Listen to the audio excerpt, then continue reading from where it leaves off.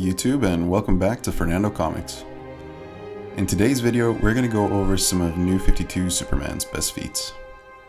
We'll have a striking feat, a travel speed feat, and a pure strength feat for good measure. And if you guys enjoy this kind of show, we can do more of these in the future.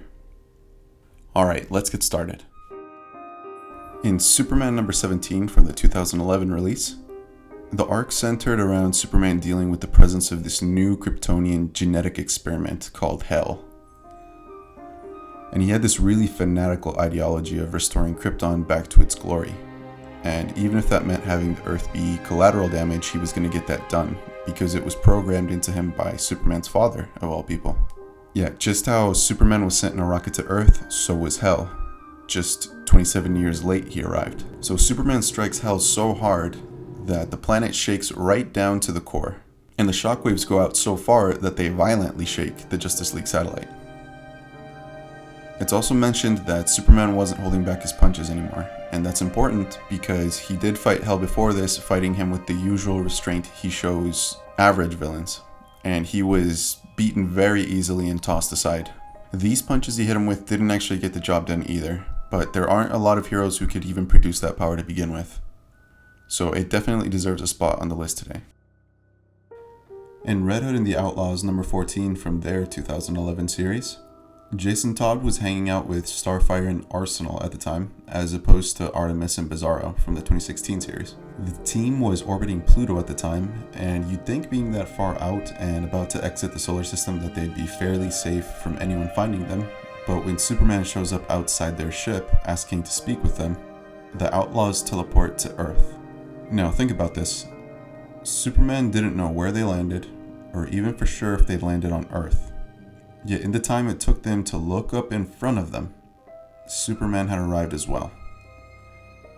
That means that Superman arrived to Earth from Pluto and scanned it to find them, and we'll say a second or so. We'll say it took him 1 second just to travel from between the planets.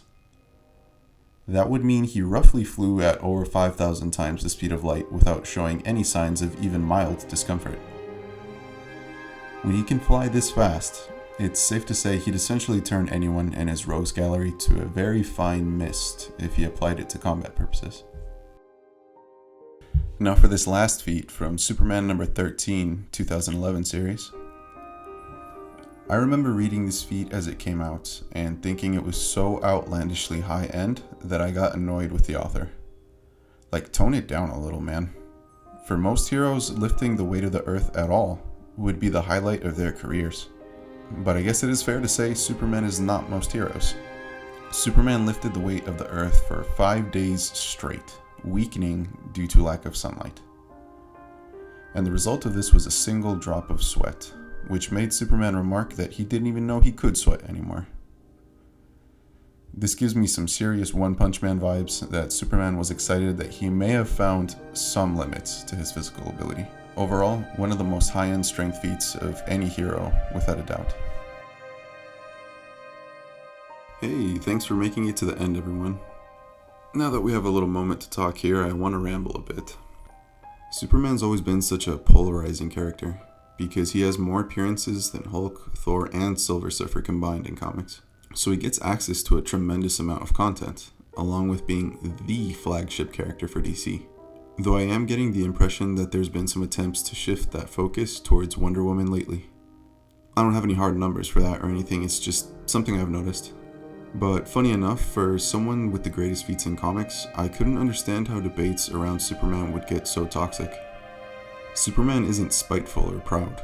He isn't going to rip anyone's head off unless they're Doomsday, and he's not going to instantly lobotomize anyone either. He's the ideal hero walking around, someone meant to inspire the people around him.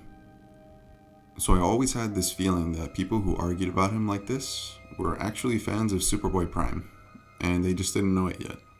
But anyway, I hope you guys enjoyed the show, everyone. Until next time.